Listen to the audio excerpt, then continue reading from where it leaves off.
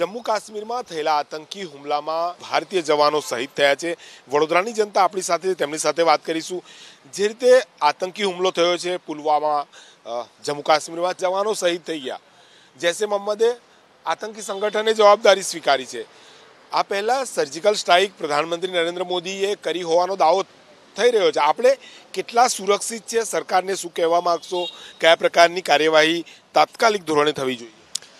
આપણે જે પણ કાર્યવાહી સરકારે કરવી જોઈએ એ પ્રમાણે આ નાસ્તે નાબૂદ કરી નાખવું જોઈએ।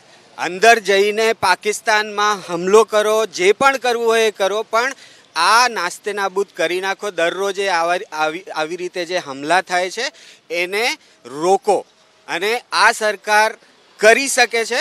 આપણે આ વિશ્વાસ છે। આ સરકાર ઈંટનો જવાબ પથ્થરથી આપી શકે તેવો વિશ્વાસ છે। લોકોને क्या कहेंगे सर आप? हम ये बोलना चाहते हैं कि हमारे देश के जवानों का बलिदान व्यर्थ नहीं जाना चाहिए और उनके लिए, उनकी शहीदी के लिए सरकार को आतंकवाद के अगेंस्ट में ठोस कदम उठाने चाहिए। સરકારે કદમ ઉઠાવવું જોઈએ, કેમ કે આજે રાજનાથ સિંહ પણ પહોંચી રહ્યા છે જમ્મુ કાશ્મીરમાં। શું કહેવા માંગો છો? પ્રધાનમંત્રીએ તાત્કાલિક ધોરણે શું કદમ ઉઠાવવાની જરૂર છે? મોદી સરકાર 44 જે પગલાં લીધા એના માટે સક્ષમ છે, અને મોદી સરકાર ચોક્કસપણે એની સામે કાર્યવાહી કરશે જ। ये सरकार को चाहिए ना कि कोई एक्शन ले ऐसा कि ये दोबारा ना हो पाए, क्योंकि हर किसी की जान की कीमत बहुत होती है, और जो हमारे देश की रक्षा करते हैं अगर उनकी जान ऐसे जाती रहेगी तो वो तो आगे की आगे बढ़ते जाएंगे, और आम जनता का क्या होगा?